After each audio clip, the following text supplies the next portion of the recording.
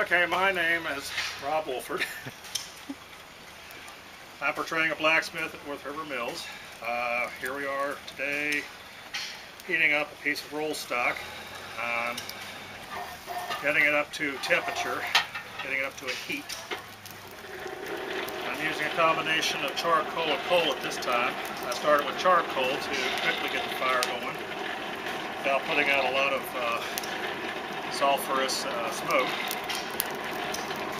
And if you watch the fire, you'll see behind where I have added a little coal, yellow smoke is wisping off. That's your sulfur, manganese, and whatever other impurities in the carbon are burning off.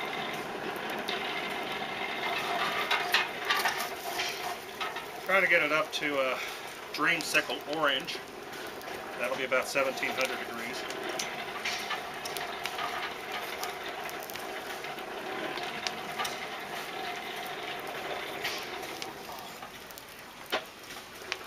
From a long line of blacksmiths, except for my father, who never cared for it. So you learned from uncles or your grandfather? Interestingly, I learned in the Army under a Chief Clag, who was nuts about fabricating everything.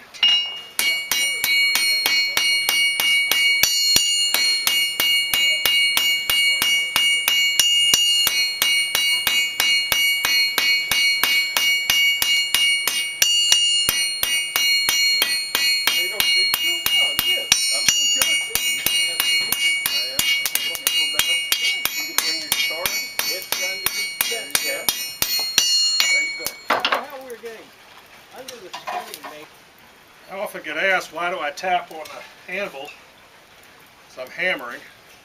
The hardness of the steel of both the anvil and the hammer are such that they have a return energy.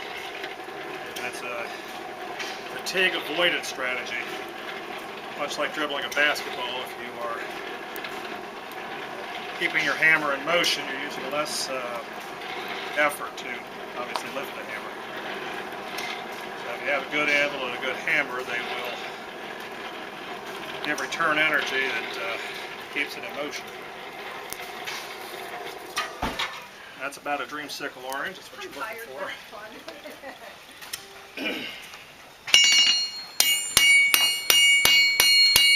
I'm drawing this piece of roll stock down to a point.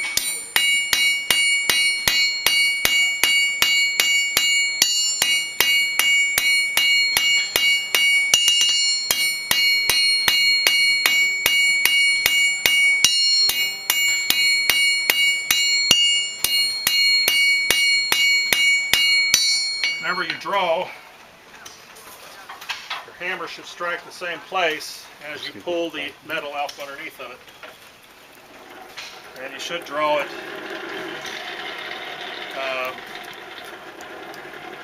with round stock. You should first make it square before you draw it, simply because you'll keep your strokes more even, and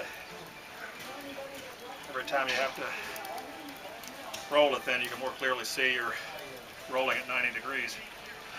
Now, Rob, when you say the quality of the anvil and the quality of the hammer influence the amount of energy that you put into the amount of energy return. What are those qualities in the anvil and the hammer? So what do you look for specifically, and if you were going to buy an anvil or you're going to buy a hammer, what qualities do you look for? What composition, or how it was made, or how would you describe that? The best quality, or the best metric, whatever, of testing an anvil is to simply strike it, and if the ring, the pitch of the ring hurts your ears, it's probably a real good one.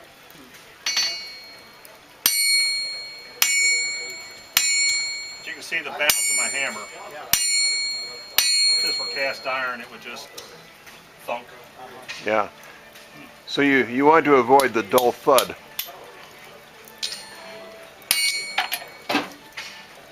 But all of my hammers are they're forged steel. They've been hammered into shape from steel. Cast iron has a crystalline structure that's loosely formed, and I don't know how exactly to describe it except a good basketball analogy. A poorly inflated ball versus a well-inflated one. The tighter the basketball is inflated, of course, the better the bounce. Sometimes I also get asked about charcoal versus coal. Coal has a good deal more carbon packed into it than charcoal, while charcoal does light way more easily and doesn't give off nearly as much smoke or pollution, etc. The ratio of using coal to charcoal is about 11 to 1. For every 5 gallons of coal that you would actually use about 55 gallons of charcoal, because charcoal basically evaporates. Coal, as you heat it, burns off the volatile materials such as sulfur, water, manganese, whatever else might be in it from when it was formed, that you turn it first into coke before you actually consume it in the cinders. That is some of what you see coming off my coal back here now.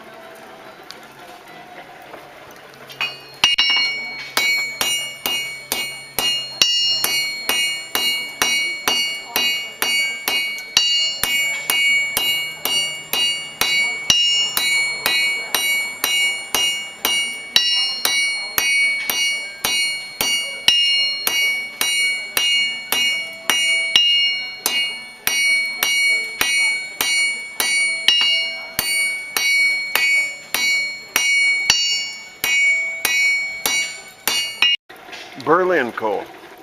From Berlin, Pennsylvania. It's a little more easterly of the Pittsburgh seam.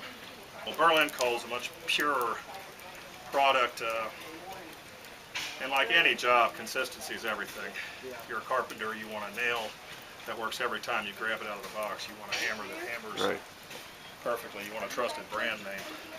Now how about bituminous versus anthracite coal? Oh, bituminous is far better. Anthracite is so fickle, I don't even know where to begin. This is bituminous. That is bituminous.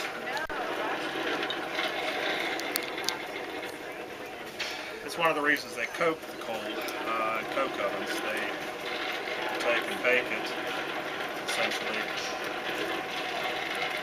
and burn off all the volatiles, get it down to a much more pure, fixed carbon state. So you have that consistency, plus you don't have all the other impurities made into your steel. So the steel does pick up stuff from whatever it's heated in? Oh yes. Yeah. Yes. When they originally were making steel, or rather cast iron, in the iron furnaces here in Appalachia, and of course we use charcoal, because the coal is much more difficult to mine and trees are much easier to cut down. But as greater quantities of steel were necessary, they needed to find a fixed carbon substitute for charcoal that they could make in abundance. Hence we have the coke works at Clare.